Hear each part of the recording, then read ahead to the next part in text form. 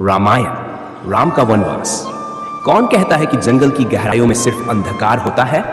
यहीं पर एक महाकवि की कथा का आरंभ हुआ जिसका नाम था श्री राम। ये कहानी उन दिनों की है जब श्री राम को वनवास मिला और उन्होंने जंगल की राह को अपनाया। राज्य की गद्दी पर चढ़ते ही श्री राम का जीवन जैसे स्वप्न की तरह बहने लगा। उन्होंने अपने पिता राजा दशरथ के आदेश पर अयोध्या के सिंहासन का त्याग किया और वनवास की राह पर निकल पड़े।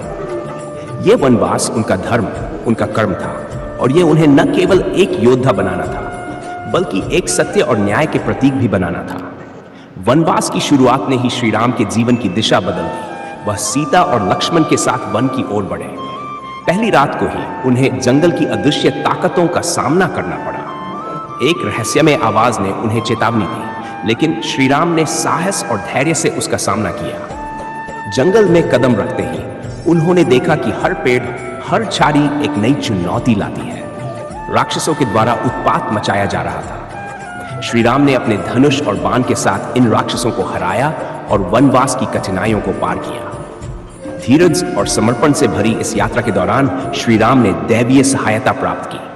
उन्होंने ऋषि मुनियों से सलाह ली, जिनके आशीर्वाद से वे वनवास के कठिन रास्तों पर आगे बढ़ते गए। उनकी वीरता और सत्यनिष्ठा ने उन्हें वनवास में भी महान बना दिया। एक दिन रावण ने सीता का अपहरण किया।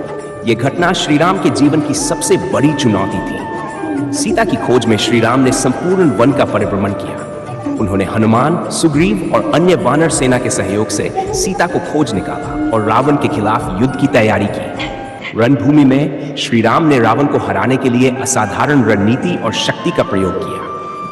उनकी युद्ध क्षमता और वीरता ने उन्हें अजेय बना दिया। सीता को रावण से मुक्त करने के बाद श्री राम ने एक नई अध्याय की शुरुआत की, जिसमें उनका आदर्श और उनके किए गए कार्यों को सदैव याद रखा जाएगा। वनवास के अनुभव ने श्री राम को केवल एक महान योद्धा ही नहीं, बल्कि एक आदर्श राजा और धर्म के प्रतीक भी बना दिया। उनकी ये यात्रा एक प्रेरणा है जो सिखाती है कि सच्चे बल और धैर्य से किसी भी कठिनाई को पार किया जा सकता है। इस प्रकार श्री राम का वनवास केवल एक कठिन यात्रा नहीं, बल्कि एक महान कथा है जो हमें जीवन की सच्चाइयों और मूल्यवान सीखों को समझने में मदद करती है।